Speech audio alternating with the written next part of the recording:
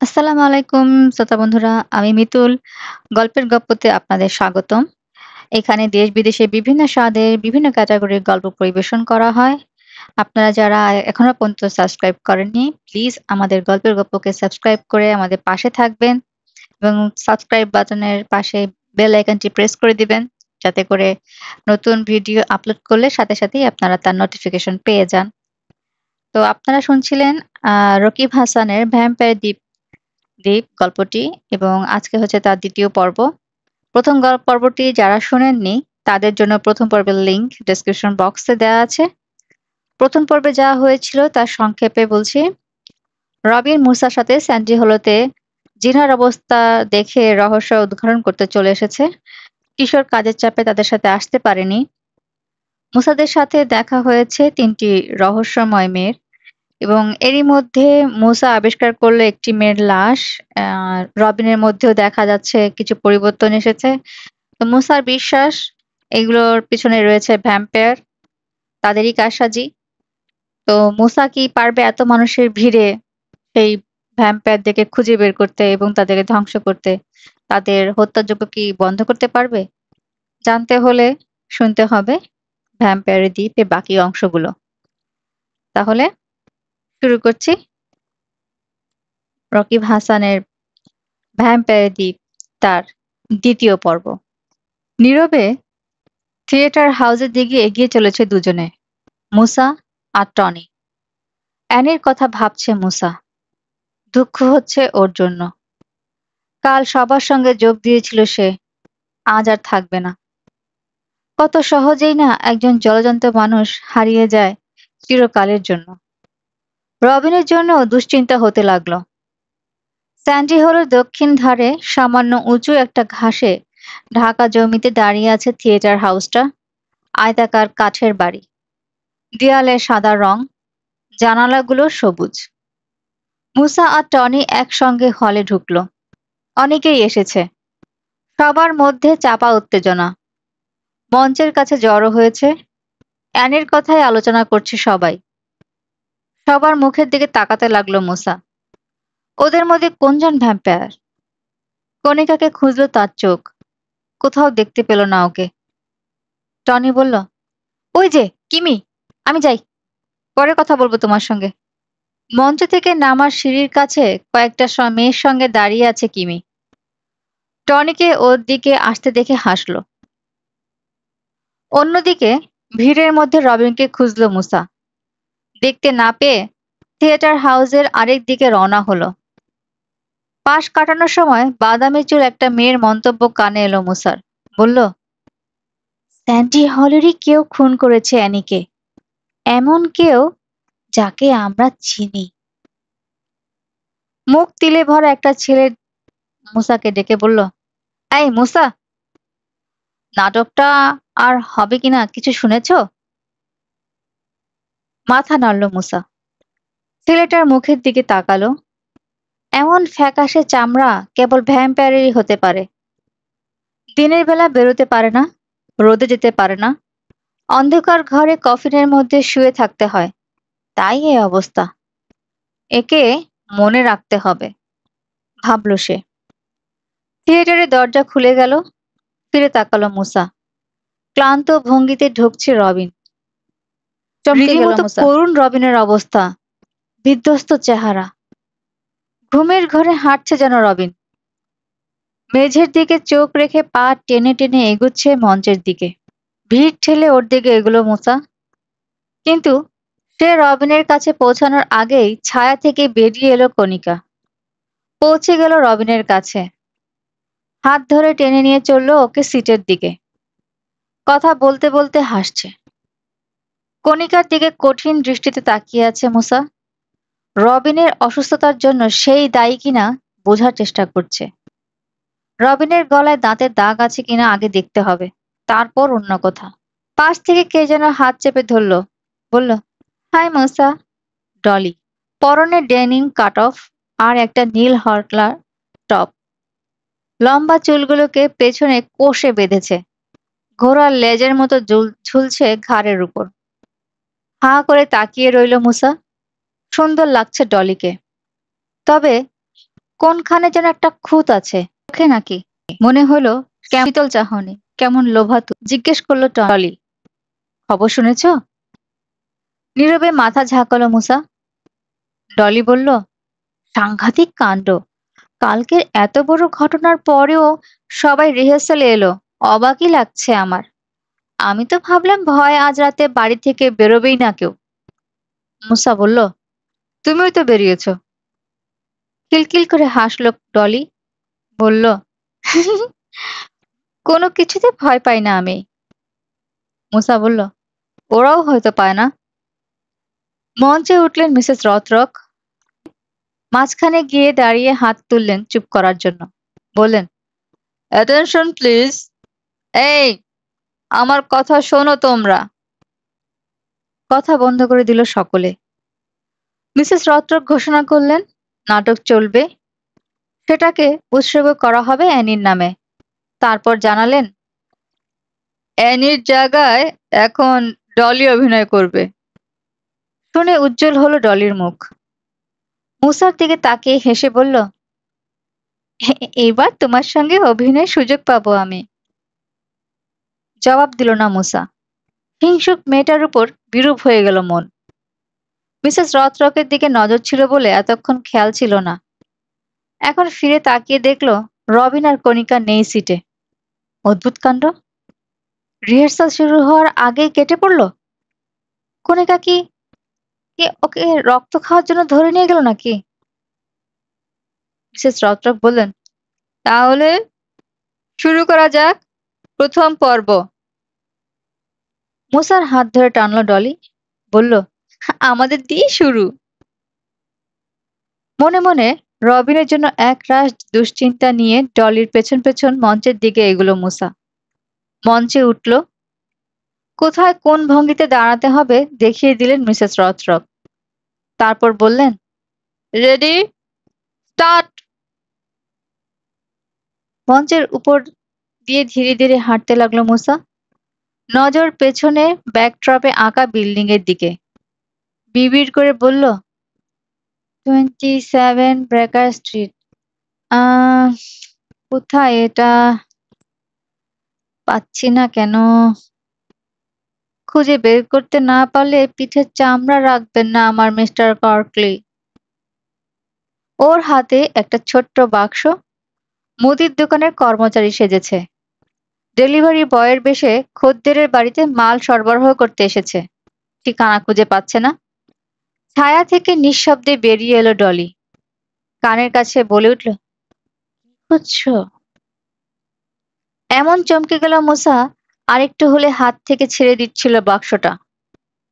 ডলি ঠোঁটে শয়তানি হাসি হেসে বলল, পথ হারিয়েছে বুঝি? কথা সরছে না মুসার মুখ থেকে। বলল, আ আ ইয়ে ইয়ে। ডলি বলল, ইয়ে করছো কেন? হারিয়ে গেছো নাকি? সেটাও বলতে পারছো না? মুসা বলল, "আ আ আমি বেকার স্ট্রিটের 27 নম্বর বাড়িটা খুঁজছি। তুমি চেনো?"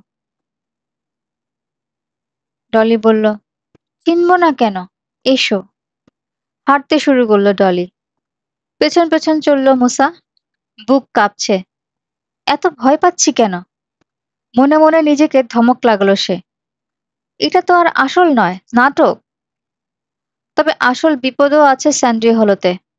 পথ হারানো মানুষের কাছে এভাবেই আচমকা উদয় হয় ভ্যাম্পায়ার। সেটা ভেবে নিজেকে ভয় পাওয়ানোর চেষ্টা করলো। মনে হলো তার তাতে অভিনয়টা জমবে ভালো। হঠাৎ মুসাকে চেপে ধরল ডলি। হাত থেকে বাক্স ফেলে দিল। ধাক্কা দিয়ে ডলিকে সরানোর চেষ্টা করলো। আসরিক শক্তিতে তাকে জাপটে ধরল ডলি। ফাঁক হয়ে গেল ঠোঁট। দুদিকের কোণা সরে গিয়ে বেরিয়ে এলো মারাত্মক ছদন্ত। মঞ্চের আলোয় ঝকঝক করে জ্বলছে দাঁত দুটো।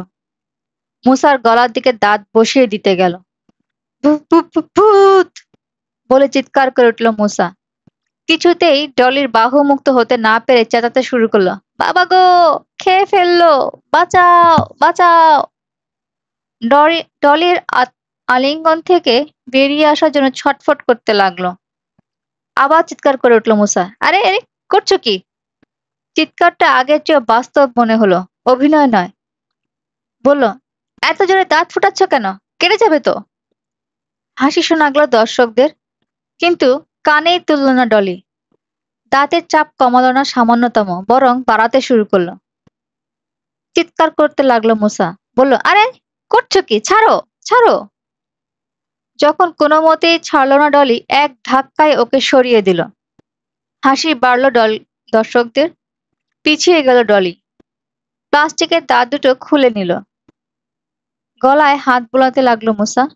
রক্ত বেরোয়নি, তবে দাঁতের চাপ আরেকটু জোরে লাগলে যেত ফুটো হয়ে। বাপ রে বাপ, আসল দাঁতের চেয়ে কম শক্ত নয় ওই প্লাস্টিকের দাঁত। ডলি বলল, ওহ সরি, অভিনয়ে এতটাই মনোযোগ দিয়ে ফেলেছিলাম, তুমি যে ব্যথা পাবে সেটাও মনে ছিল না। আহত জায়গা ডলতে লাগলো মুসা।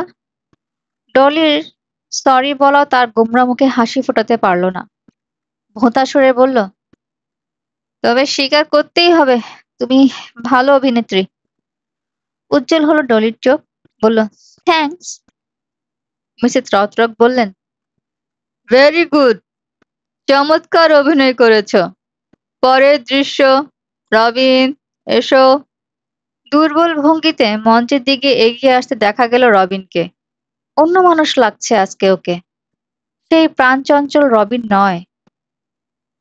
সংলাপও বলতে পারল না ঠিক মতো। নিরস কণ্ঠ, তাতে প্রাণ নেই। যা করলো সেটাকে আর যাই বলা যাক, অভিনয় বলা যাবে না। আনমনে বিড়বিড় করলো মুসা, বাতিল করে ফেলেছে ওকে। শুনে ফেললো ডলি। বলল, কণিকার সঙ্গে বেরিয়েছিল না একটু আগে? অ্যাঁ? হ্যাঁ। কি মনে হতে ঝট করে তাকালো ডলির দিকে। কণিকার সঙ্গে বেরোনোই কি হয়েছে? অন্যদিকে চোখ ফেললো ডলি। বলল, না না, কিছু না। ওর আচরণ রহস্যময় মনে হলো মুসার কাছে। ডলি কিছু জানে মনে হচ্ছে। ভ্যাম্পায়ারের ব্যাপারটা সেও সন্দেহ করেছে নাকি? রিহার্সালের পর মুসা আর ডলির সঙ্গে টনি আর কিমিও এগুলো দরজার দিকে। মুসাকে জিজ্ঞেস করলো টনি, বলল, বাড়ি যাবে এখন? এই সময় রবিন আর কণিকাকেও আসতে দেখে মুসা বলল, না, এত সকাল সকাল যাব না। কণিকার উপর নজর রাখতে চায় সে। বলল, চলো প্রিন্সেসে যাই, খিদে পেয়েছে। রবিনের দিকে তাকালো ডলি। বলল, তোমাকে দেখে তো মনে হচ্ছে কয়েক বছর ধরে ঘুমাওনি। রবিন বলল, উল্টোটা বললে, সারাদিনই ঘুমাই এখন। জেগে উঠে দেখি ঘুমানোর আগে যেমন ছিলাম তার চেয়ে দুর্বল লাগছে। তাকিয়ে আছে মুসা। রিকি আর জিনার সঙ্গে রবিনের অসুস্থতার 16 আনা মিল। গলায় দাগ আছে কিনা দেখার চেষ্টা করলো। নেই। দ্বিধায় পড়ে গেল সে। রবিন কি আসলেই কোনো রোগের শিকার? ভ্যাম্পায়ারের নয়? পোলো শার্ট পরেছে রবিন, উঁচু কলার। গলার নিচের দিকটা দেখা যায় না। ওখানে দাগ থাকতে পারে, পুরো গলা না দেখে নিশ্চিত হওয়া যাবে না। রবিনের হাত ধরে টানলো কণিকা। বলল, চলো বেরোই। রবিন বলল, কোথায় যাব? কণিকা বলল, প্রিন্সেসে। মুসা বলল না। হাই তুলতে তুলতে জবাব দিল রবিন, আহ, আমার ঘুম পাচ্ছে, আমি বাড়ি যাব। হতাশ মনে হলো কণিকাকে। বলল, 1 ঘন্টার জন্যও পারবে না? ক্লান্ত ভঙ্গিতে মাথা নাড়ল রবিন। মুসার দিকে তাকালো। মুসা, আমাকে বাড়ি পৌঁছে দিতে পারবে? একা যেতে ভরসা পাচ্ছি না। মুসা বলল, চলো। কিন্তু মুসা, বলতে গেল ডলি। বাধা দিল মুসা। বলল, না ডলি, আজ আর তোমার সঙ্গে যেতে পারলাম না। কাল দেখা যাবে। রবিনকে দিয়ে আসা দরকার, ও অসুস্থ। ডলি বলল, এই না বলে প্রিন্সেসে যাবে? মুসা বলল, বলেছি। রবিন বাড়ি যেতে চাইবে জানতাম না। তোমরাও চলে যেতে পারো, আজ আর প্রিন্সেসে যাওয়া হবে না। হতাশ মনে হলো ডলিকেও। বলল, সে তো দেখতেই পাচ্ছি। মুসার দেখা দেখি টনিও যদি মত পাল্টায়, এই ভয়ে তাড়াতাড়ি ওর হাত ধরে টান দিল কিমি। বলল, চলো, ওরা না গেলে নাই, আমরাই যাই। মাথা ঝাঁকিয়ে মুসা আর রবিনকে পরে দেখা হবে বলে কিমির হাত ধরে বেরিয়ে গেল টনি। একা যেতে যেন ভালো লাগছে না কণিকার, এদিক ওদিক তাকাচ্ছে। পাশ থেকে বলে উঠল একটা কণ্ঠ। বলল, কি ব্যাপার, একা নাকি? ফিরে তাকালো সবাই। মুসা দেখলো সেই তিল পড়া ছেলেটা। কণিকার দিকে হাত বাড়িয়ে দিল ছেলেটা। হেসে বলল, আমি ইমি। কার্নিভেলে যেতে ইচ্ছে করছে। একা একা যেতে ভালো লাগছে না। একজন সঙ্গী পেলে যেতাম। ভয় নেই, খেলাধুলার খরচা সব আমিই দিব। কি ভেবে রাজি হয়ে গেল কণিকা। রবিনের দিকে তাকিয়ে বলল, ঠিক আছে, তুমি বাড়ি যাও, আমি এর সঙ্গে চলে যাচ্ছি। হ্যাঁ না কিছু বলল না রবিন, বলার শক্তিও যেন নেই। ইমির সঙ্গে বেরিয়ে গেল কণিকা। রবিনের দিকে তাকালো মুসা। বলল, এসো। সারাটা পথ ক্লান্ত ভঙ্গিতে হেঁটে এলো রবিন। উঁচু নিচু জায়গাগুলোতে তাকে ধরে ধরে পার করলো মুসা। বোর্ডিং হাউসের গেটের কাছে এসে রবিন বলল, থাক, আর আসতে হবে না, যাও এখন, কাল দেখা হবে। Thank you. সামান্য উসখুস করে মুসা বলল, রবিন। ঘুরে দাঁড়ালো রবিন। বলল, কি? মুসা বলল, রবিন, সাবধানে থেকো। হাসলো রবিন। বাড়ির বারান্দা থেকে এসে পড়া আলোয় মলিন দেখালো হাসিটা। বলল, দেখো, রোগ হওয়াটা কারোর হাতে নয়, সাবধানেই তো থাকি। মুসা বলল, আমি সে কথা বলছি না। রবিন বলল, তাহলে? ওহো, ভ্যাম্পায়ার। তোমার মাথা থেকে এখনো গেল না সেটা? কই, হপ্তা তো পেরিয়ে গেল এখানে এসেছি, ভ্যাম্পায়ারের ছায়াও তো চোখে পড়ল না। মুসা বলল, কিন্তু আমি দেখে ফেলেছি। রবিন বলল, পরে কথা বলবো, আমি আর দাঁড়িয়ে থাকতে পারছি না। মুসা বলল, ঠিক আছে, যাও, পরেই কথা বলবো। তুলে দিয়ে আসবো বারান্দায়? রবিন বলল, না, লাগবে না। বাড়ি ফিরতে ইচ্ছে করলো না মুসার। কাউকে পাওয়া যাবে না এখন আর। ডলিও চলে গেছে। একা একাই সৈকতে রওনা হলো সে। চলে এলো ডক হাউসের কাছে। দ্বীপটার দিকে তাকিয়ে গা ছমছম করে উঠল। ফিরে তাকালো পেছনের কালো পাহাড়ের দিকে। বাদুড় উড়ে যাচ্ছে মাথার উপর দিয়ে। দ্বীপ থেকে আসছে, যাবে ওই পাহাড়টায়। খেয়ে দেয়ে পেট ভরিয়ে অন্ধকার থাকতে থাকতেই আবার দ্বীপে ফিরে যাবে। একা একা থাকতে ভালো লাগলো না বেশিক্ষণ। ফিরে চলল। এতক্ষণ কৃষ্ণপক্ষের হলুদ চাঁদ ছিল আকাশে, এখন সেটাও মেঘে ঢাকা পড়েছে। সাগর থেকে এসে ঝাপটা দিয়ে গেল এক ঝলক ঠান্ডা বাতাস। গায়ে কাঁটা দিল। অন্ধকার, চাঁদ মেঘের খেলা। ভ্যাম্পায়ার আসার উপযুক্ত সময়। সাবধানে এগিয়ে চলল মুসা। ভয় লাগছে তার। দোয়া দরুদ পড়তে পড়তে এগোলো। হাঁটতে হাঁটতে বালিয়াড়ির কাছে চলে এলো। কিছু ঘটল না। মেঘের আড়াল থেকে বেরিয়ে এলো চাঁদ। ভুতুড়ে ঘোলাটে আলো ছড়িয়ে দিল আবার। বালিয়াড়ির কাছ দিয়ে চলার সময় কালো কি যেন পড়ে থাকতে দেখলো সে। আবার কালো জিনিস। ধড়াস করে উঠল বুক। মানুষ না তো। পায়ে পায়ে এগিয়ে গেল ওটার দিকে। মানুষই। পড়ে থাকার ভঙ্গিটা ভালো না। আরো কাছে এসে দেখলো উপুর হয়ে পড়ে আছে। বুকের মধ্যে দুরুদুরু করছে ওর। পকেটে হাত দিল। এখনো আছে রিকির বুটেন লাইটারটা। দ্বীপে গিয়ে জিনাকে আনার সময় একবার কাজে লেগেছে ওটা। তারপর থেকে আর কাজ ছাড়াই করে না। আলো জ্বেলে পড়ে থাকা মানুষটার মুখ দেখে চমকে গেল সে। ইমি! একবার নাড়ি টিপেই বুঝে গেল বেঁচে নেই। বালিতে মাখামাখি মুখ। গলার ঝাঁক বেঁধে রয়েছে মাছি। নিশাচর মাছিও আছে তার মানে। রক্ত খায় নাকি? হাত দিয়ে প্রায় ডলে সরালো সেগুলোকে। গলার চামড়ায় স্পষ্ট দেখা গেল ফুটো দুটো। এক ফোঁটা করে রক্ত লেগে রয়েছে সেগুলোর উপর। মুখের চামড়া ময়দার মতো সাদা। শুষে ছিবড়ে বানিয়ে ফেলা হয়েছে ওকে। এক ফোঁটা রক্ত থাকতে ছাড়েনি। একেবারে রিকির মতো। কে করলো কাজটা? বেরিয়েছিল তো কণিকার সঙ্গে। সন্দেহটা সরাসরি কণিকার উপরেই পড়ে। তবে সে নাও হতে পারে। মাত্র আগের দিন একইভাবে এনির খুন হয়েছে এখানে।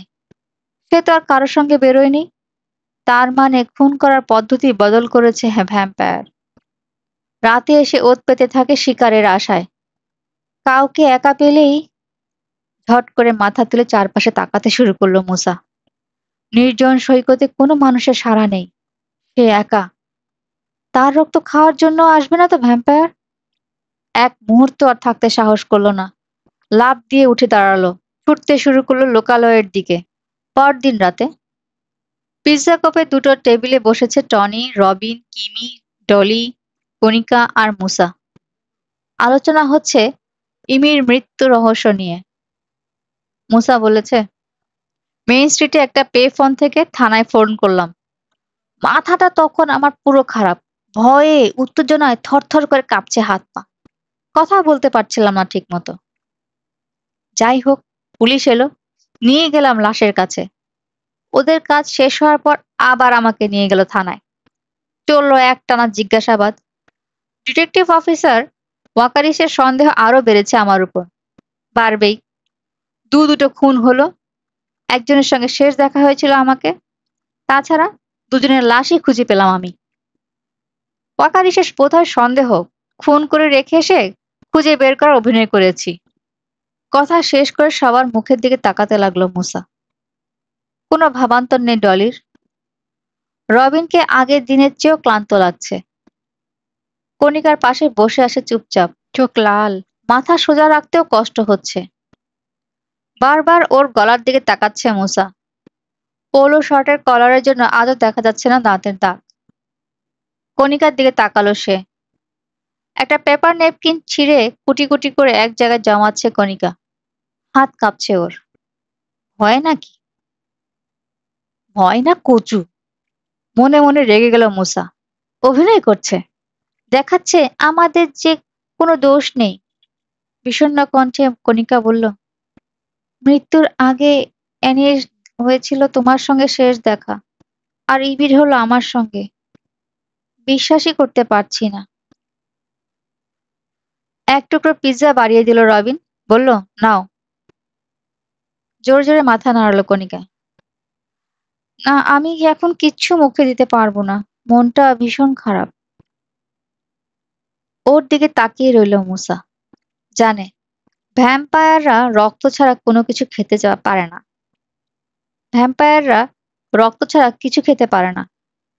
কণিকার চামড়া মোমের মতো সাদা, যেন রক্তশূন্যতায় ভুগছে। দিনের বেলা না বেরোতে পারলে, চামড়ায় রোদ না লাগলে এরকম মরার মতো সাদা হয়ে যায় মানুষের চামড়া। দীর্ঘশ্বাস ফেলল টনি। বলল, এখানে এসেছিলাম ছুটি কাটাতে। ভেবেছিলাম চমৎকার কাটবে দিনগুলো। কিন্তু কারোর মনে কোনো আনন্দ নেই। সৈকতে টহল দিচ্ছে পুলিশ। লোকে আতঙ্কিত। সবার মুখে কেবল খুনের আলোচনা। ভ্যাম্পায়ারকে দোষ দিচ্ছে অনেকে। চোখ মুখ কুঁচকে ফেললো কিমি। বলল, উফ, এক কথা শুনতে শুনতে কান ঝালাপালা হয়ে গেল। ভ্যাম্পায়ার বলে কোনো কিছু থাকলে তো খুন করবে। আর চোখে মুসার দিকে তাকিয়ে ডলি বলল, হায় রে কপাল, এখনকার দিনেও এই কুসংস্কার। ভূত বলে কিছু নেই সবাই জানে, তা ভূতকে দোষ দেয়। বেকুব ছাড়া আর কি বলবো ওদের? জোর গলায় বলল মুসা। বেকুব বলো আর যাই বলো, আমি ভূত বিশ্বাস করি। সেটাকে আমি কুসংস্কারও বলবো না। ভূত আছে এটা যেমন প্রমাণ করতে পারেনি কেউ, ভূত নেই এটাও পারেনি। তবে আছে, এটা আমি প্রমাণ করেই ছাড়বো এবার। কণিকার দিকে তাকালো ও। ভাবলেশীন শূন্য দৃষ্টি। যেন মুসার কথায় কোনো আগ্রহ নেই ওর। বিরাট অভিনেত্রী, ভাবল মুসা। ডলিকে না দিয়ে নাটকের প্রধান চরিত্রটা ওকে করতে দেওয়া উচিত ছিল। ইমি জিজ্ঞেস করলো, সত্যি ভূত বিশ্বাস করো তুমি? মুসার হয়ে জবাবটা দিল রবিন। বলল, করে। ভূতের কথা শুনলেই চোখ উল্টে দেয়, অথচ খ্যাপা মোষের সামনে গিয়ে ছেড়ে দাও, ভয় পাবে না। এ এক আজব চরিত্র আমাদের মুসা আমান। দুনিয়াটা সত্যি আজব মানুষের বোঝাই। চুপ করে রইল মুসা। মন স্থির করে নিয়েছে কারো ব্যঙ্গ কারো হাসাহাসিতে কান দেবে না, তর্কও করবে না। যে যা বলে বলুক, তার কাজ সে করে যাবে। উঠে দাঁড়ালো কিমি। টনির হাত ধরে ওকে টেনে তুললো চেয়ার থেকে। বলল, চলো, আমাকে কার্নিভালে নিয়ে যাবে বলেছিলে। টনি বলল, সেটা কাল বলেছি, মন মেজাজ আর ঠিক নেই। কিমি বলল, চলো, গেলেই মেজাজ ঠিক হয়ে যাবে। এখানে বসে এসব ফালতু আলোচনা করতে থাকলে বরং বিগড়াবে আরো। সবার মুখের দিকে তাকাতে লাগলো টনি। বলল, তোমরা কেউ যাবে? টনিকে নিয়ে কিমি বেরিয়ে গেলে কণিকার দিকে ফিরল মুসা। রবিনের সঙ্গে কথা বলছে কণিকা। কালো চুল, কালো চোখ, ফর্সা গাল, সুন্দর চেহারা। ওকে ভ্যাম্পায়ার ভাবতে কষ্ট হলো, কিন্তু লীলাও তো সুন্দর ছিল। তাই বলে কি ভ্যাম্পায়ার ছিল না? আবার এক টুকরো পিৎজা নিয়ে কণিকার দিকে বাড়িয়ে দিল মুসা। বলল, নাও। বিরক্ত ভঙ্গিতে টুকরোটার দিকে তাকালো কণিকা। মুসা জানতো এরকমই করবে সে। মাথা নাড়ল কণিকা। বলল, না, আমি খাবো না। বললামই তো, খেতে পারবো না। কণিকার মুখের কাছে টুকরোটা নিয়ে গেল মুসা, মনে জোর করে গুজে দিবে যেন। বলল, খাও না, খুব ভালো বানানো হয়েছে, দারুণ টেস্ট। না, বলে ঝাটকা দিয়ে মাথা পেছনে সরিয়ে নিল কণিকা। চাপাচাপি শুরু করলো মুসা। বলল, আরে এক কামড় খেয়েই দেখো না। রবিন বলল, আস্তে করে টুকরোটা প্লেটে নামিয়ে রাখলো মুসা। চোখ কণিকার দিকে। ভাবছে মুসা, ও বুঝে ফেলেছে আমি ওকে চিনে ফেলেছি। এখন নিশ্চয়ই আমার মুখ বন্ধ করে দেওয়ার কথা ভাববে। চিন্তায় পড়ে গেল সে। ভ্যাম্পায়ারকে সরাসরি যুদ্ধে আহ্বান, কাজটা কি ঠিক হলো? অ্যানি আর ইমির মতো সৈকতে পড়ে থাকা দৃশ্যটা কল্পনা করে শিরশির করে উঠল মেরুদণ্ডের ভিতর। পরদিন বিকেল। রবিনকে ফোন করলো মুসা। বলল, রবিন, আমি। কান আর কাঁধ দিয়ে ফোনের রিসিভারটা চেপে রেখে উবু হয়ে জুতার ফিতে বাঁধতে লাগলো সে। জিজ্ঞেস করলো রবিন, কেমন আছো? খসখসে কণ্ঠস্বর। কথাতেই বোঝা গেল ক্লান্তি এখনো কাটেনি ওর।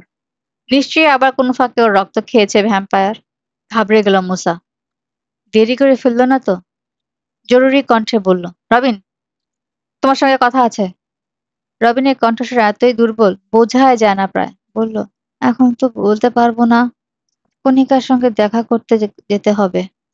ওকে আমি কথা দিয়েছি। বাধা দিয়ে বলল মুসা, ওর ব্যাপারেই তোমার সঙ্গে কথা বলতে চাই। ফিতে বাধা শেষ। সোজা হয়ে বসলো। রিসিভারটা হাতে নিল আবার। অবাক মনে হলো রবিনকে। বলল, কণিকা। মুসা বলল, শোনো রবিন, আমার কথা হয়তো বিশ্বাস করতে চাইবে না, তবুও বলি। ওপাশ থেকে মৃদু হাসি শোনা গেল, দুর্বল হাসি।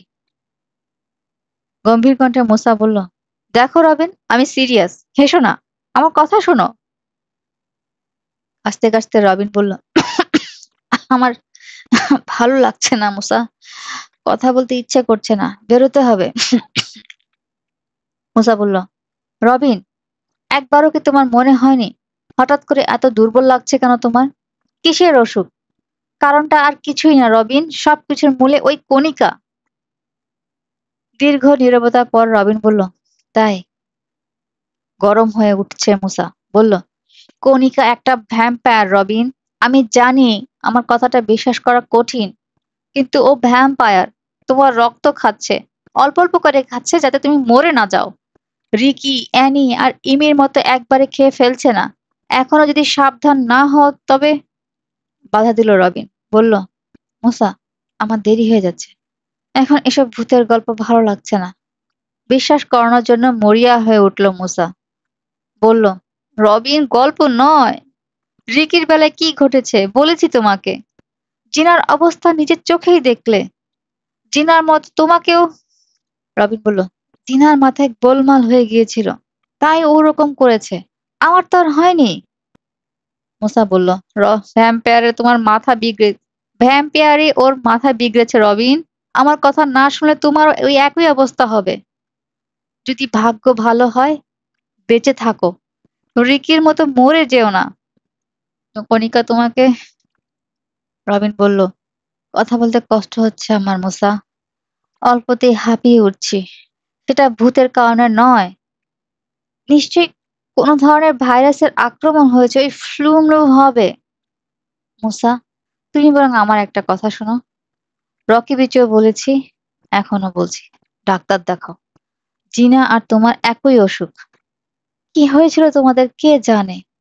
অতিরিক্ত ভয় পেলে হয় এরকম। সে রাতে নৌকা নিয়ে একা একা দ্বীপে যাওয়াটা তোমাদের মোটেও উচিত হয়নি। আঙ্কেল আর আন্টি ফিরেছেন? মুসা বলল, হ্যাঁ। রবিন বলল, কথা বলেছো তাদের সঙ্গে? মুসা বলল, না। রবিন বলল, তাহলে বলে ফেলো, আর দেরি করো না। সত্যি কথাটাই জানাও।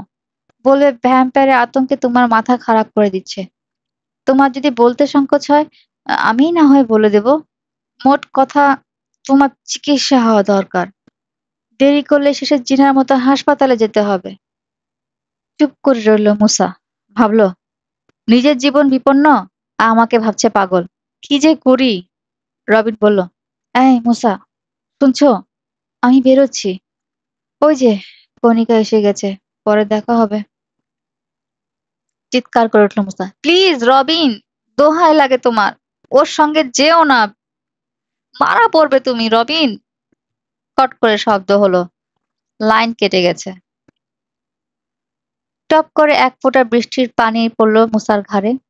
বরফের মতো শীতল পানি ঘাড় বেয়ে নেমে গেল নিচের দিকে, চামড়ায় অদ্ভুত সুড়সুড়ি তুলে। ঘন হচ্ছে কুয়াশা, শহর ঢেকে দিয়েছে, স্ট্রিট ল্যাম্পগুলোকে আলো ছড়াতে দিচ্ছে না। কুয়াশার চাদরে ঢাকা পড়ে ঘোলাটে হলুদ আভা ছড়াচ্ছে কেবল ওগুলো। মেইন স্ট্রিটে উঠল মুসা। পিৎজা কবে খুঁজলো রবিন আর কণিকাকে, পেল না। আর্কেডে এসে প্রিন্সেসের দরজা খুলে ভিতরে ঢুকলো। বাইরের ভেজা রাতের চিহ্নও নেই এখানে। প্রচুর আলো, জোরালো মিউজিক বাজছে। বাজনার শব্দকে ছাপিয়ে শোনা যাচ্ছে ছেলে মেয়েদের চিৎকার, চেঁচামেচি আর হাসির শব্দ। ভিডিও গেম খেলছে। আইসক্রিম পার্লারের দিকে উকি দিল। পাশাপাশি টুলে বসে আছে টনি আর কিমি। টনির হাতে আইসক্রিম। এগিয়ে গেল মুসা, ওদের কাছে এসে দাঁড়ালো। বলল, টনি, রবিনকে দেখেছো? ঝট করে মাথা না ঘোরালো রিপ ঝট করে মাথা ঘোরালো কিমি। মুসাকে দেখে বদলে গেল চাহনি। মাথা নেড়ে বলল, না দেখিনি। তুমি এবার এখন যাও তো, আবার কোনো ঘ্যান ঘ্যান শুরু করবে। কঠোর স্বরে জবাব দিয়ে টনির দিকে তাকালো। কঠোর স্বরে জবাব দিল মুসা, বলল, তোমাকে জিজ্ঞেস করিনি আমি। টনির দিকে ফিরে মুসা বলল, কি দেখেছো রবিনকে? টনিও অধৈর্য, বলল, না, গতকাল থেকে দেখছি না। মুসা বলল, কিন্তু ওকে আমার দরকার, খুঁজে বের করতেই হবে। ভীষণ বিপদে রয়েছে ও। আবার নাক গলালো কিমি, বলল, কিসের বিপদ? মুসা বলল, কণিকা একটা ভ্যাম্পায়ার। রবিনকে সাবধান করেছি, কিন্তু আমার আর কথা বিশ্বাস করছে না। কণিকা ওকে। অধৈর্য হয়ে হাত নাড়ল টনি, ভ্রুকুটি করলো, বলল, আহ, দয়া করে এবার থামাও না তোমার ওই ভ্যাম্পায়ারের গপ্প। মুসা বলল, বললাম তো গপ্প নয়। চোখের পাতা শুরু করে ফেললো টনি। কথা শেষ করতে দিল না মুসাকে। বলল, দেখো, অতিরিক্ত জ্বালাতন শুরু করেছো তুমি। সহ্যের একটা সীমা আছে। তোমার মাথায় গোলমাল হয়েছে কিনা ভাবছি এখন। পেটে পড়ল মুসা, গোলমাল? কিসের গোলমাল? রিকি মরলো। জিনার যখন এই অবস্থা হয়েছিল তখনও তোমাদের জানিয়েছি, বিশ্বাস করনি, হাসাহাসি করেছো, আমাকে পাগল ভেবেছো। ওর কি অবস্থা হয়েছে দেখেছো? টনি বলল, দেখেছি। সেও তোমার মতো পাগল হয়ে গেছে। কোনো কারণে তোমাদের দুজনের মাথা খারাপ হয়ে গিয়েছিল। মুসা বলল, হ্যাঁ, হয়েছিল, এবং সেই কারণটা ভ্যাম্পায়ার। কতবার বলবো এক কথা? নিরাশ ভঙ্গিতে কপাল চাপড়ল টনি। মুসার দিকে তাকালো না আর। মুসা বুঝলো, কোনো সাহায্য পাওয়া যাবে না এদের কাছে। যা করার তার নিজেকেই এক করতে হবে, একা। সেও আর কারোর দিকে না তাকিয়ে গটমট করে বেরিয়ে গেল আর্কেড থেকে। কুয়াশার মধ্য দিয়ে হেঁটে চলল নীরবে মুসা। সাদা কুয়াশার চাদরে ঢেকে গেছে স্যান্ডি হলো, চেপে আসছে যেন চারিদিক থেকে। মন ভীষণ খারাপ হয়ে গেছে ওর।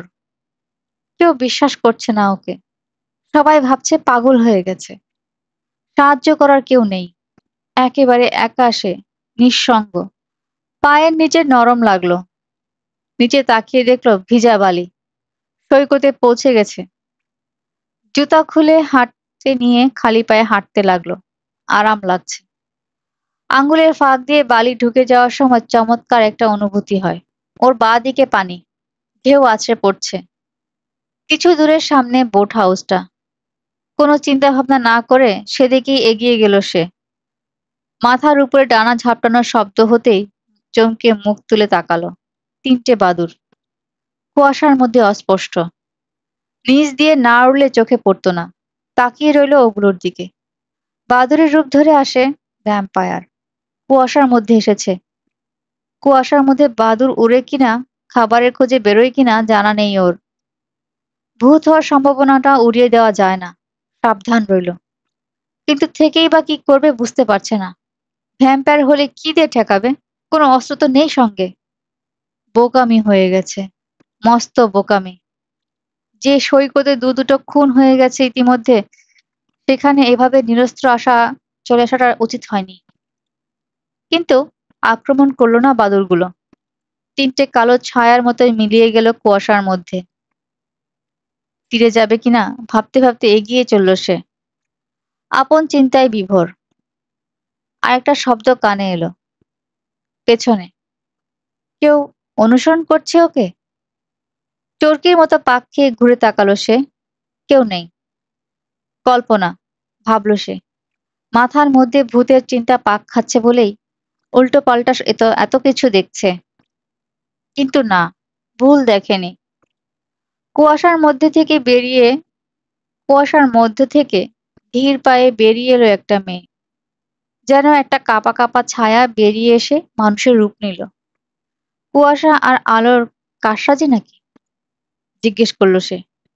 কে? ধীর পায়ে সামনে এসে দাঁড়ালো ডলি।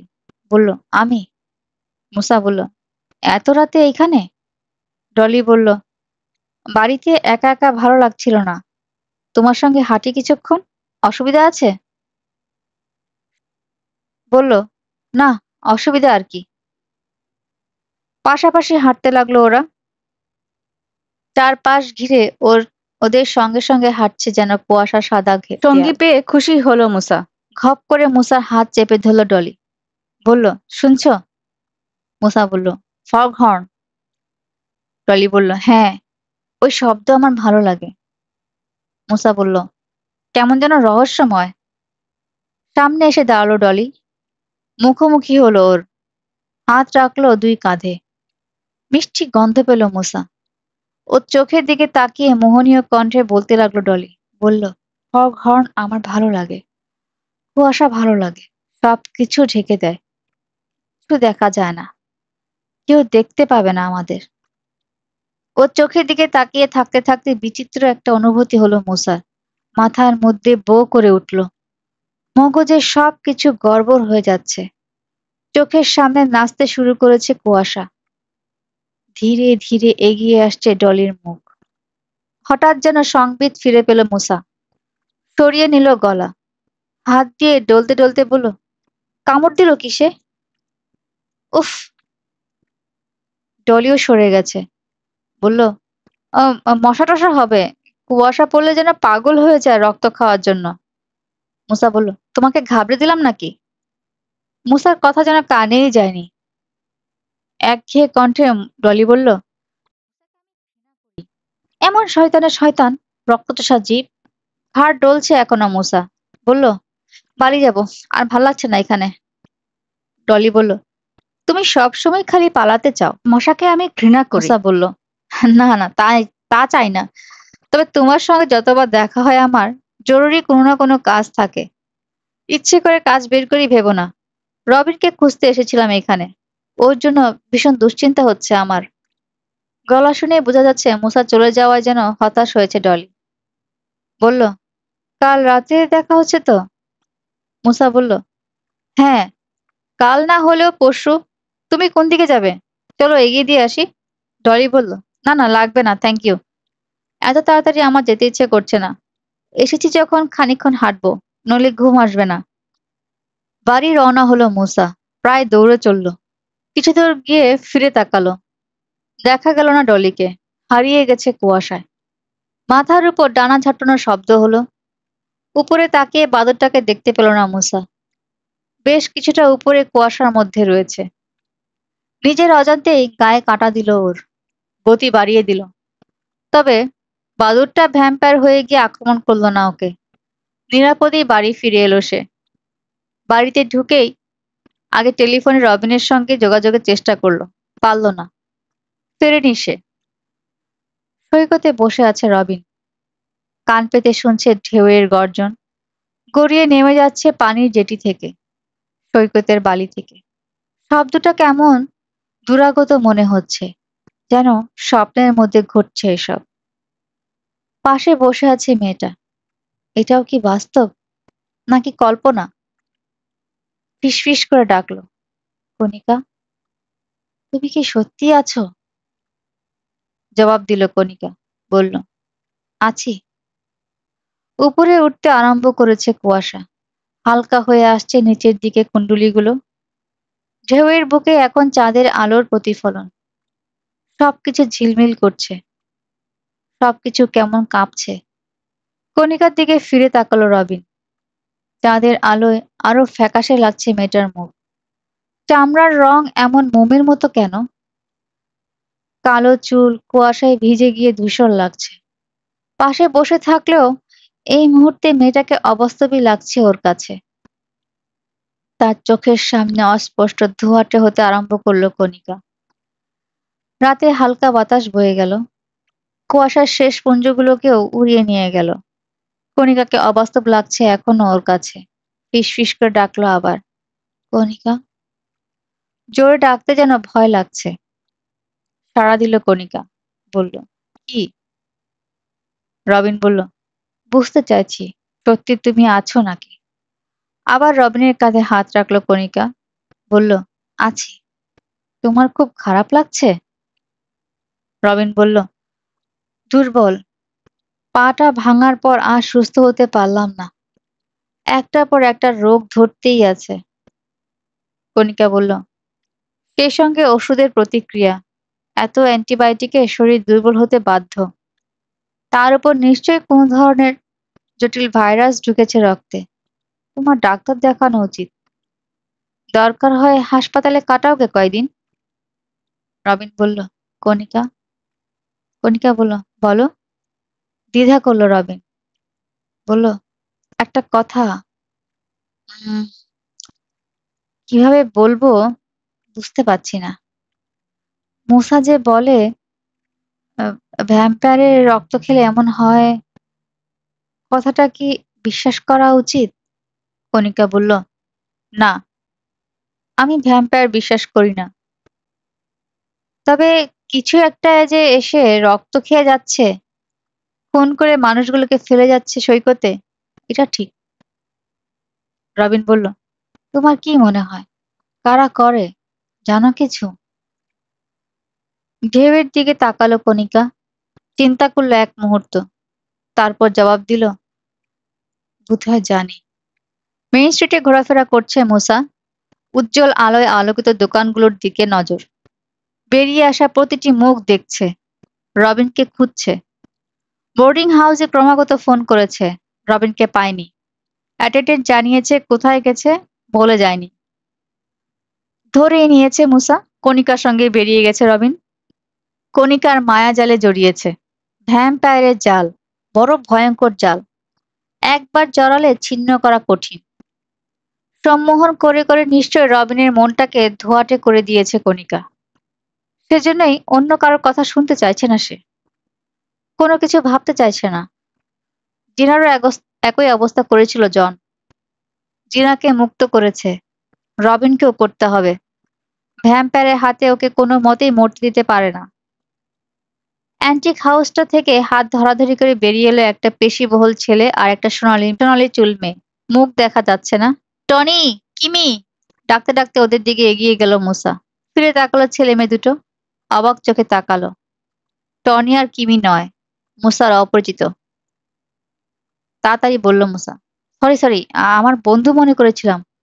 তোমরা দেখতে ওদের মতোই। হেসে হাত নেড়ে আবার হাঁটতে শুরু করলো ছেলে মেয়ে দুটো। গেল কোথায় সব? মুসা ভাবছে। চেনা কাউকে তো খুঁজে পাচ্ছি না। শহরে রবিনকে না পেয়ে সৈকতে চলে এলো। আজ কুয়াশা নেই, চাঁদের আলো আছে, কিন্তু লোকজন বড় কম। পরপর দুটো খুন হওয়ার পর থেকে রাতের বেলা সৈকতে আসা কমিয়ে দিয়েছে লোকে। কয়েক জোড়া দম্পতি আর হাতে গোনা কয়েকটা ছেলে মেয়েকে দেখা গেল।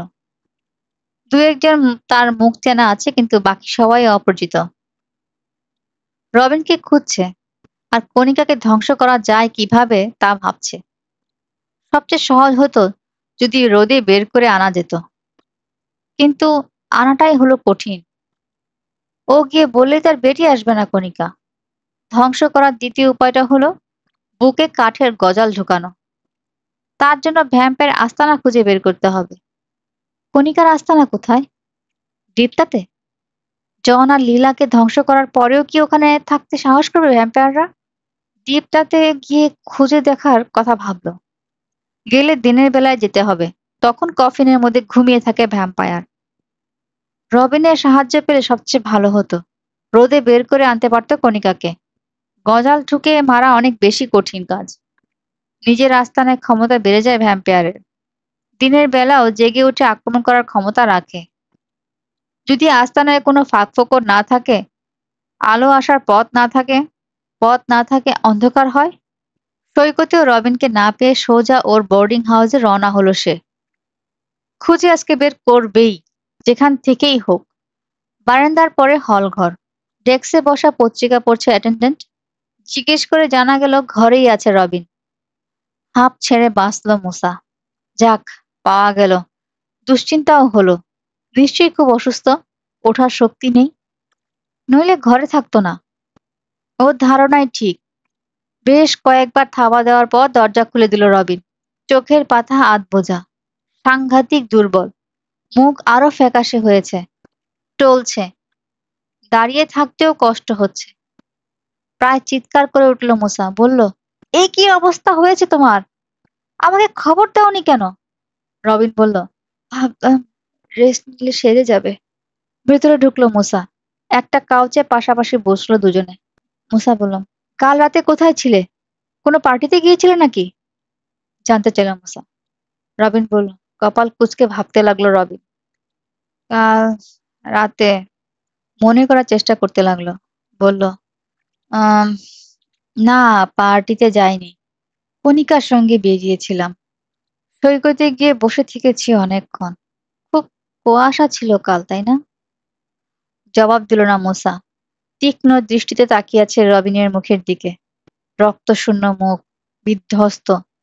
গলার দিকে তাকালো। দাঁতের দাগ দেখলো না, তবে আছে। আজও ভাবলো একই কথা। আরো নিচে, শার্টের কলারের নিচে লুকানো। জিজ্ঞেস করলো মুসা, কেন? কুয়াশা ছিল কিনা মনে করতে পারছো না? রবিন বলল, পাচ্ছি, তবে অস্পষ্ট। সবই যেন ঘোরের মধ্যে ঘটেছে, কিংবা স্বপ্নের মধ্যে। হবেই এরকম, জানা আছে মুসার। ভ্যাম্পায়ারের মায়ার জালে পড়লে এই হয়। সবকিছু ভুলিয়ে দেয় ওরা, সম্মোহন করে, চোখে ঘোর লাগায়। তারপর ওর ঘোরের মধ্যে ধীরে সুস্থে ওদের কাজ সারে। মুসা বলল, কেন ওরকম লেগেছে জানো?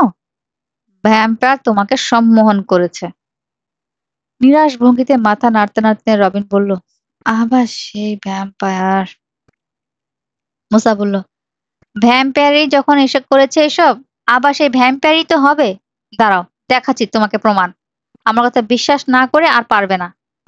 শার্টের কলারে চেপে ধরে এক হ্যাচকা টানে উপরের বোতামটা ছিঁড়ে ফেলল মুসা। কলারটা নামিয়ে নিল নিচের দিকে। চিৎকার করে উঠল রবিন, বলল, আরে কি করছো? মুসাও চিৎকার করে উঠল, বলল, এই দেখো, জানতাম থাকবেই। রবিনের গলার নিচের দিকে দুটো ছোট ছোট ফুটোর দাগ, কালচে বেগুনি হয়ে আছে। দেখো, দেখো এখন, দাগগুলো দেখো ভালো করে।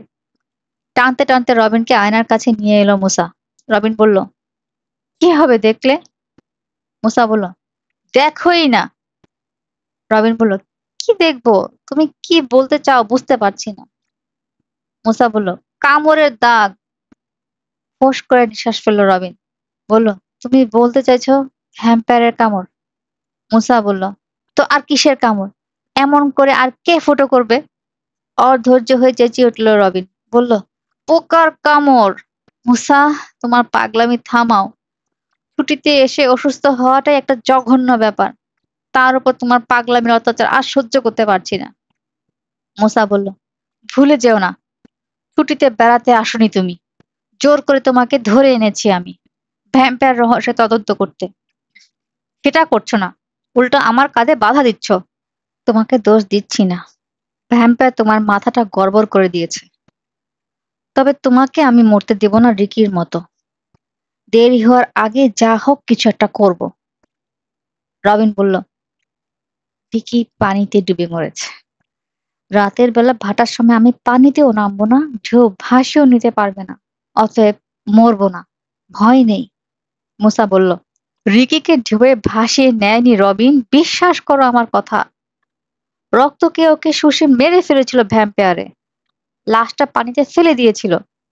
কণিকা তোমাকে সম্মোহন করে তোমার মাথাটাই ঘোলাটে করে দিয়েছে, তাই স্বাভাবিক চিন্তা করতে পারছো না।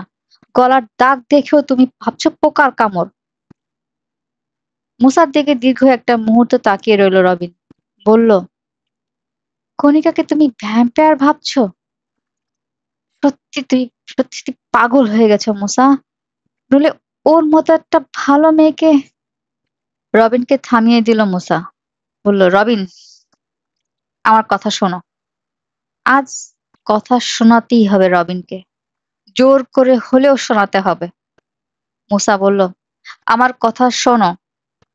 কণিকা যে ভ্যাম্পায়ার তাতে কোনো সন্দেহ নেই আমার। রক্তে শুষে খেয়ে যাওয়ার সময় তার দাঁত আর মুখে থেকে তোমার রক্তে বিষ ঢুকে যায়। সেই বিষ তোমাকে অসুস্থ করে রেখেছে। এত দুর্বল লাগে সেজন্যই। জিনার ব্যাপারে ডাক্তার কি বলেছে ভুলে গেছো? বলেছে রক্তে বিষ ঢুকেছে। তোমাকে এভাবে চলতে দিলে শেষমেশ তোমার কি হবে জানো? মারা যাবে। আর ভ্যাম্পায়ারের হাতে মারা পড়লে তুমি নিজেও ভ্যাম্পায়ার হয়ে যাবে, জীবন মৃত। মানুষের রক্ত ছাড়া তখন আর তোমার চলবে না। অসহায় ভঙ্গিতে মাথা নাড়তে লাগলো রবিন। বলল, উফ, কোন পাগলের পাল্লায় পড়লাম রে। মুসা, দোহাই লাগে, তুমি যাও, আমাকে একটু একা থাকতে দাও। মুসাও চিৎকার করে উঠল, রবিন, কেন তোমরা শুরুতেই আমার কথা বিশ্বাস করো না? কি করলে বিশ্বাস করবে? কি করে বোঝাবো তোমাকে কোন দিকে নিয়ে যাওয়া হচ্ছে? রবিন বলল, মুসা, তুমি যাও, ঘুম না এলে ঘুমের বড়ি খেয়ে ঘুম দাও গে। আমি একটু ভালো হলে তোমাকে ডাক্তারের কাছে নিয়ে যাব। রাগে দুঃখে হতাশায় কেঁদে ফেলার উপক্রম হলো মুসার। ফোঁস করে নিঃশ্বাস ফেলে জোরে জোরে মাথা নাড়তে নাড়তে বলল, উফ, পারলাম না, পারলাম না রবিন, কিন্তু আমি চেষ্টা করেছিলাম। এক মুহূর্ত আর দাঁড়ালো না সে। ঝড়ের গতিতে বেরিয়ে গেল ঘর থেকে। নিজেকে বোঝালো, হাল ছাড়বে না কোনো মতেই। জিনার বেলাও ছাড়েনি, ওকে বাঁচিয়েছে। আগে জানা থাকলে রিকিকেও মরতে দিত না। রবিনকেও বাঁচাতে হবে। সেই সঙ্গে প্রমাণ করে ছাড়বে সে পাগল নয়, তার সন্দেহই ঠিক। সিঁড়ি বেয়ে নামতে দেখলো হলে ঢুকছে কণিকা। মুসাকে দেখে হাত তুলল, বলল, হাই মুসা। কটমট করে তাকালো মুসা। কণিকা হাসলো। কর্কশ কণ্ঠে জিজ্ঞেস করলো মুসা, তুমি কোত্থেকে এলে? কণিকা বলল, সৈকত থেকে, পাঁচই হচ্ছে। দাওয়াত দিয়েছে আমাদেরকে, রবিনকে নিতে এলাম। মুসা বলল, ও যাবে না, শরীর খারাপ। কণিকা বলল, তাহলে তুমিই চলো, যাবে? সঙ্গে সঙ্গে রাজি হয়ে গেল মুসা। বলল, যাব। রবিন আজ গেলে আর বাঁচবে না। রিকির মতোই কাল তার লাশ পাওয়া যাবে সাগরে। ওর বদলে সে নিজে গেলে রবিন বাঁচবে। আর কণিকাও তার কিছু করতে পারবে না। মুসা হাত ধরে টান দিল কণিকা, বলল, চলো, সাংঘাতিক খিদে পেয়েছে আমার। পরদিন সন্ধ্যা। মুসাকে দেখেই সরে পড়তে চাইল রবিন, কিন্তু মুসাও নাছোড়বান্দা। শেষমেশ প্রায় হাত জোর করার মতো করে রবিন বলল, দোহাই তোমার, আমার সঙ্গে কথা বলো না। আর যদি বলোই তো শুধু নাটকের কথা বলো। তোমার ওই ভ্যাম্পায়ারের গল্প শুনতে শুনতে কান পচে গেছে আমার। থিয়েটারে নাটকের রিহার্সাল করতে এসেছে ওরা। মুসা বলল, রবিন। কিন্তু শুনল না রবিন। সরে গেল মঞ্চের দিকে। তাকেই রইল মুসা। ছাড়বে না সে, যতই রাগুক রবিন। তাকে বিশ্বাস করিয়েই ছাড়বে। রবিন বিপদটা বুঝতে পারছে না, কিন্তু সে তো পারছে। সময় মতো শুরু করা গেল না রিহার্সাল। কয়েকজন ছেলেমেয়ে তখনও এসে পৌঁছয়নি। তাদের মধ্যে কিমি, ডলি আর কণিকাও রয়েছে। মঞ্চের সামনের দিকে অস্থির ভঙ্গিতে পায়চারি করছে মিসেস রথরপ। ঘন ঘন ঘুরিয়ে দেখছেন। রবিনের দিকে দৃষ্টি ফেরালো মুসা। আগের দিনের চেয়ে খারাপ অবস্থা ওর। চোখ দুটো কেমন ঘোলাটে, পানিতে ভরা। মুখের চামড়া মোমের মতো ফ্যাকাশে, যেন জীবনে কোনোদিন রোদের মুখ দেখেনি। ভ্যাম্পায়ারের মতো। জীবন মৃত্যুদের দলে যোগ দিতে আর কতদিন লাগবে রবিনের? কিংবা মারা যেতে? রিহার্সালের পর টনি আর কিমিকে আরো কিছুক্ষণ থাকতে বললেন মিসেস রথরক, ওদের দৃশ্যগুলো ভালো মতো বুঝিয়ে দেওয়ার জন্য। দুজনেই কাঁচা। থিয়েটারের দরজা দিয়ে কণিকার সঙ্গে রবিনকে বেরিয়ে যেতে দেখলো মুসা। ওদের দিকে এগোতে যাচ্ছিল সে। সামনে এসে দাঁড়ালো ডলি। বলল, বাইরে খুব সুন্দর রাত, হাঁটতে যাবে? মুসা বলল, চলো। রাজি হয়ে গেল মুসা। বলল, রবিনকে নিয়ে কোথায় গেল কণিকা? দেখা দরকার। বাইরে বেরিয়ে এলো দুজনে। এদিক ওদিক তাকিয়ে রবিন আর কণিককে খুঁজতে লাগলো মুসা। বাড়িটার মোড় ঘুরে অন্য পাশে চলে যেতে দেখলো একটা ছেলে আর একটা মেয়েকে। শুরু রাস্তা ধরে শহরের দিকে চলেছে আরো অনেক ছেলে মেয়ে। কেউ কেউ যাচ্ছে সৈকতে। রবিনের দেখা নেই। কোথায় গেল ও? ভুলিয়ে ভালিয়ে ওকে থিয়েটারের পেছনের বনের দিকে নিয়ে গেল না তো কণিকা? এখন হয়তো রবিনের রক্ত খাচ্ছে। তাড়া দিল ডলি, বলল, এখানে দাঁড়িয়ে থেকে কি হবে? চলো শহরে চলে যাই। ওর সঙ্গে হাঁটতে হাঁটতে আশেপাশের গলিগুলোর দিকে নজর রাখলো মুসা। রবিন আর কণিকাকে খুঁজছে ওর চোখ। হাত ধরাধরি করে হাঁটছে ছেলেমেয়েরা। হটডগ খাচ্ছে। বিচ এম্পোরিয়ামের উইন্ডোতে সাজানো আছে জিনিসপত্রগুলো, সেগুলো দেখছে। ডলি বলল, আমাদের ডায়লগগুলো আরেকবার প্র্যাকটিস করলে কেমন হয়? মুসা বলল, কি আর প্র্যাকটিস করব? হাতে গোনা কয়েকটা বাক্য আমার মুখস্থ হয়ে গেছে, ভুলবো না। ডলি বলল, কিন্তু আমার ডায়লগ অনেক, কিছুতেই মনে থাকে না। প্র্যাকটিস করতে পারলে ভালো হতো। স্ক্রিপ্টটা আছে তোমার কাছে? মুসা বলল, না, ওটা আমার লাগে না। ডলি বলল, আমারটা ভুলে ফেলে এসেছি থিয়েটারে, এনে দিতে পারবে? মুসা বলল, ঠিক আছে, যাচ্ছি। ডলি বলল, যাও, সৈকতে চলে এসো। কাঠের সিঁড়িটার কাছে থাকবো আমি। দৌড় দিল মুসা। ও ভেবেছিল তখনও টনি আর কিমিকে রিহার্সাল দিচ্ছেন মিসেস রথরক। কিন্তু এসে দেখলো অন্ধকার। নিশ্চয়ই তালা দিয়ে চলে গেছেন মিসেস রথরক ভেবে দরজার নব ধরে মোচড় দিল সে। সহজেই খুলে গেল দরজা। লবিতে ঢুকলো মুসা। পেছনে বাতাস লেগে ধরাম করে বন্ধ হয়ে গেল পাল্লাটা। চমকে উঠল সে। ঘুটঘুটে অন্ধকার। দেয়াল হাতড়ে হাতড়ে এগিয়ে চলল। বাতির সুইচটা কোনখানে অনুমানের চেষ্টা করলো সে। লবিতে কোথায় কি আছে জানে। টিকেট বুথ, একটা কোকের মেশিন, সিটের কাছে যাওয়ার দরজা, সবই দেখতে পাচ্ছে কল্পনায়। কিন্তু সুইচটা কোথায়? খসখস শব্দ হলো বাঁয়ে। তারপর খুট করে আবার শব্দ। ডেকে জিজ্ঞেস করলো সে, কে? জবাব নেই। বুকের ভেতর হাতুড়ি পেটাতে শুরু করলো যেন হৃৎপিণ্ডটা। থিয়েটারের দরজা খোলা, অথচ সব আলো নেভানো। খটকা লাগলো তার। ঘটনা কি? বড় ভারী একটা কিসের সঙ্গে যেন ধাক্কা লাগলো। ঠং ঠং, ঝনঝন, নানা রকম শব্দ হলো। কোকের মেশিনটা। চেপে রাখা নিঃশ্বাসটা ধীরে ধীরে ছাড়লো মুসা। লাইট সুইচটা খুঁজতে শুরু করলো। শব্দ হলো আবার। পা টিপে টিপে হাঁটার মৃদু শব্দ, বেড়ালের পায়ের মতো। চারপাশের দেয়ালে মোলায়েম প্রতিধ্বনি তুললো যেন। আবার জিজ্ঞেস করলো, কে? গলা কাঁপছে। এত ভয় পাচ্ছ কেন? নিজেকে ধমক দিল সে। ওটা ইঁদুর, অন্য কিছু না। দেয়াল ধরে ধরে এগিয়ে চলল সে। সুইচটা কোথায়? পাচ্ছে না কেন? অবশেষে পেল। সুইচ বোর্ডের কিনারে হাত পড়ল। সুইচটা পাওয়ার সঙ্গে সঙ্গে টিপে দিল। আলো জ্বলল মাথার উপর। চোখ মিট মিট করে সইয়ে নিতে লাগলো এই হঠাৎ উজ্জ্বলতা। চারপাশে তাকালো। লবিতে দাঁড়িয়ে আছে একা। ইঁদুর থেকে থাকলে আলো জ্বলার সঙ্গে সঙ্গে গিয়ে লুকিয়ে পড়েছে। কিন্তু মনের খুঁতখুঁতুনি গেল না। সত্যিই কি ইঁদুর? নাকি রেস্ট রুমে কেউ লুকিয়ে রয়েছে? দরজা খুলে একটা ঘরে ঢুকলো সে। এটা পুরুষদের রেস্ট রুম, খালি। মেয়েদেরটাও উকি দিল, সেটাও খালি। কেউ নেই। ধুর, অহেতুক দেখাদেখি করছে এভাবে। কোনো প্রয়োজন ছিল না। তার চেয়ে যা নিতে এসেছে সেটা নিয়ে কেটে পড়া উচিত। দেরি দেখলে ডলি আবার চিন্তা করবে। ডাবল ডোরটা পার হয়ে অডিটোরিয়ামে চলে এলো সে। সামনে সারি সারি সিট তার দিকে মুখ করে রয়েছে।